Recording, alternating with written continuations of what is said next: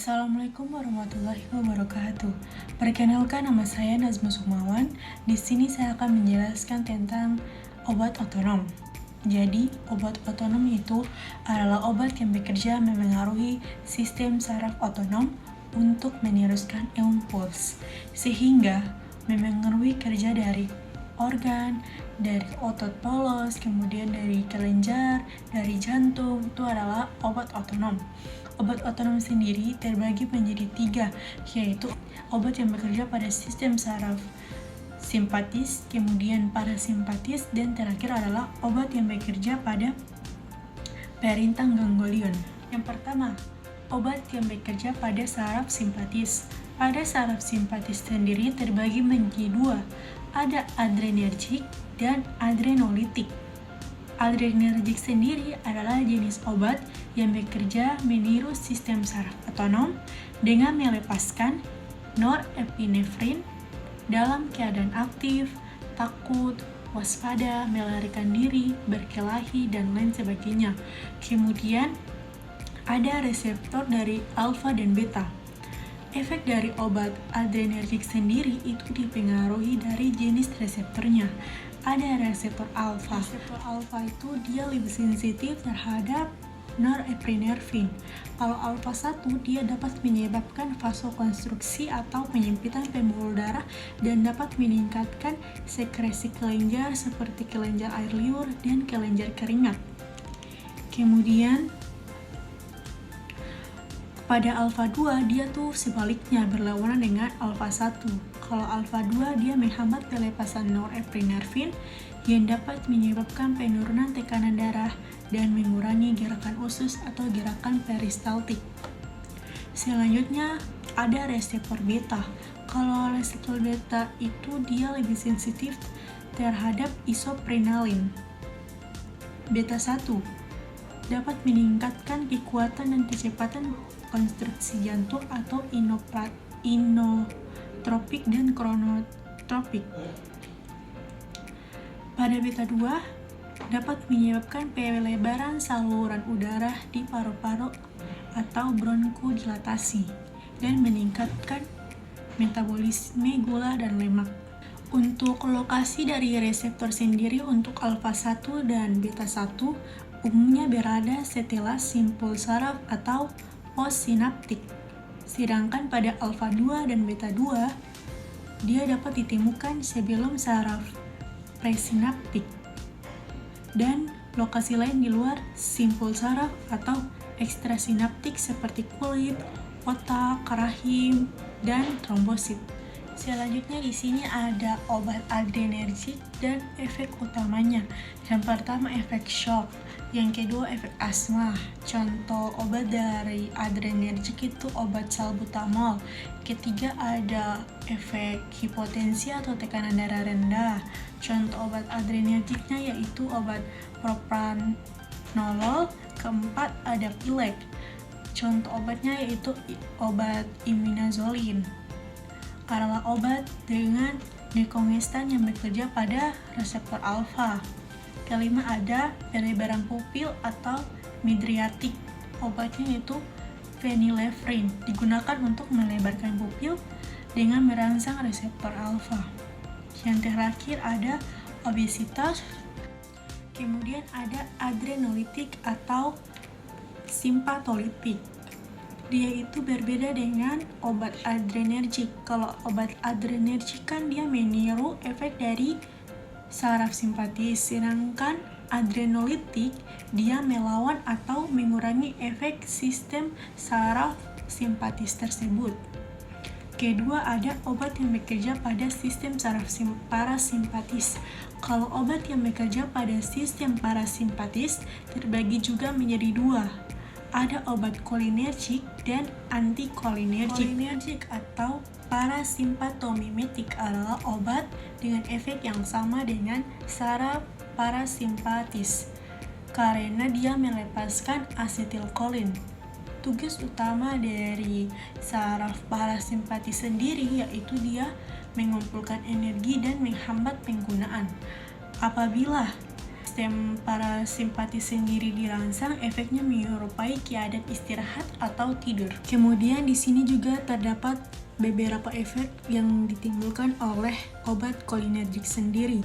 Yang pertama itu stimulus pencernaan, yang kedua dapat memperlambat sirkulasi, yang ketiga memperlambat pernapasan, sehingga obat kolinergik sendiri dapat menyebabkan penyempitan saluran pernapasan atau bronkokonstriksi.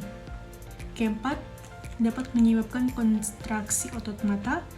Kelima, kontraksi kandung kemih.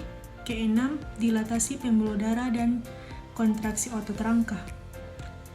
Terakhir adalah dapat menekan sistem saraf pusat.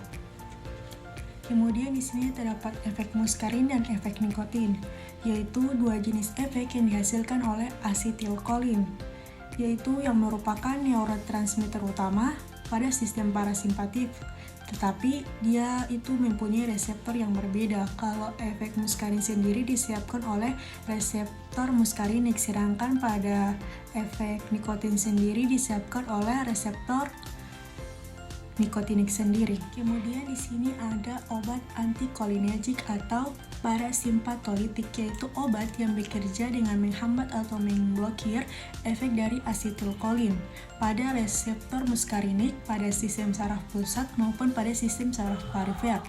Di sini juga terdapat efek dari obat antikolinergik sendiri. Yang pertama itu ada midriasis. Kalau midriasis itu pelebaran pupil mata. Selanjutnya ada pengurangan sekresi kelenjar, itu pengurangan produksi air liur, keringat, dahak. Itu obat antikolinergik dapat mengurangi hal tersebut. Terus ada pelebaran bronkus, artinya melebarkan saluran udara pada paru-paru. Ada efek intropik, yaitu mempengaruhi kekuatan kontraksi jantung. Ada relaksasi destrosur. Kemudian ada stimulasi sistem saraf pusat, yang mana dapat merangsang sistem saraf pusat tersebut. Penggolongan SSO atau sistem saraf otonom atau sistem saraf tak sadar terbagi menjadi dua bagian utama, yaitu sistem saraf simpatik dan sistem saraf parasimpatik. Yang pertama, sistem saraf simpatik. Fungsinya untuk mengaktifkan respons lawan atau lari atau fight or flight.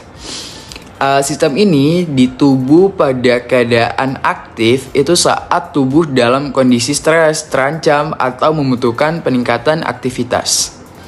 Nah, efek pada tubuh yaitu meningkatkan denyut jantung, melebarkan pupil, menghambat aktivitas pencernaan, dan melebarkan bronkus. Sistem saraf parasimpatik. Fungsinya yaitu mengaktifkan respon istirahat dan cerna atau rest and digest.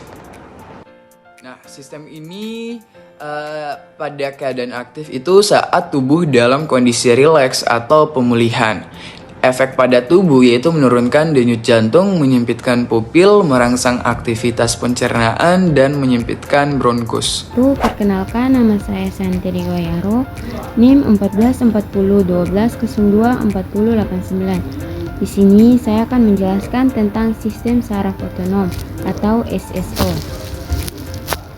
Sistem saraf otonom adalah bagian dari sistem saraf tapi yang mengatur fungsi tubuh yang terjadi secara otomatis tanpa kesadaran atau kendali langsung dari seseorang. SSO bertugas mengontrol aktivitas organ dalam seperti jantung, paru-paru, pencernaan, dan kelenjar. Sistem ini bekerja sepanjang waktu untuk menjaga keseimbangan internal tubuh atau homeostatis. Sistem saraf otonom atau SSO terdiri dari dua cabang utama, yaitu sistem saraf simpatik dan parasimpatik, di mana yang mengatur fungsi tubuh secara otomatis tanpa kesadaran, seperti detak jantung, tekanan darah, dan pencernaan. Mekanisme kerja sistem saraf otonom atau SSO bekerja melalui jalur dua neuron. Yang pertama, neuron preganglionik atau dari sistem saraf pusat yang bersinaps dengan neuron postganglionik di ganglia otonom. Lalu, Neuron postganglionik menginervasi organ target. Sistem simpatik berperan dalam respons fight or flight, meningkatkan denyut jantung, melebarkan saluran napas, dan meningkatkan aliran darah ke otot besar. Sistem parasimpatik berperan dalam respons rest and digest, memperlambat denyut jantung, merangsang pencernaan, dan menghemat energi. Obat SSO, sistem saraf simpatik dan parasimpatik digolongkan berdasarkan pengaruh terhadap sistem saraf otonom. Sistem simpatik terkait dengan respons fight or flight dan menggunakan norepinefrin atau epinefrin, sedangkan sistem parasimpatik berperan dalam rest and digest dengan asetilkolin. Obat-obatan yang memengaruhi sistem simpatik disebut simpatomimetik atau simpatolitik, sedangkan memengaruhi sistem parasimpatik disebut parasimpatik, pomimetik atau anticholinergic. 8 contoh obat antiolinergik. Yang pertama brompheniramine, dan yang kedua doxilamine, yang ketiga chlorpheniramine, yang keempat citahoptadine, yang kelima diphenhydramine, yang keenam meglicin, yang ketujuh dimedrinate, yang kedelapan promethazine. Berikut adalah 3 contoh obat simpatolitik. Yang pertama clonidin, yang kedua propranolol, dan yang ketiga metildopa. Perkenalkan, nama saya Bainabila Anjani Talauhu. Di sini saya akan menjelaskan tentang parasimpatis serta contoh zat obatnya. Parasimpatis adalah bagian dari sistem saraf otonom yang bertugas mengendalikan aktivitas tubuh saat sedang beristirahat, seperti proses pencernaan, metabolisme, dan membuat tubuh merasa tenang. Sistem ini sering disebut rest and digest karena fungsinya yang berkaitan dengan istirahat dan pencernaan.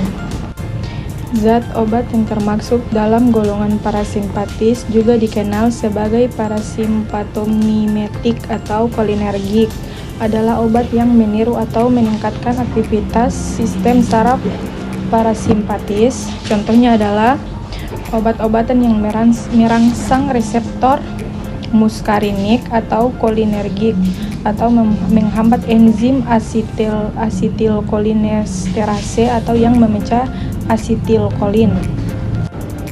Berikut adalah contoh zat obat parasimpatis, yaitu pilokarpin, betanekol, karbakol, neostigmin, piridostigmin, donepezil, difastigmin, galantamin, dan kolinafoskerat.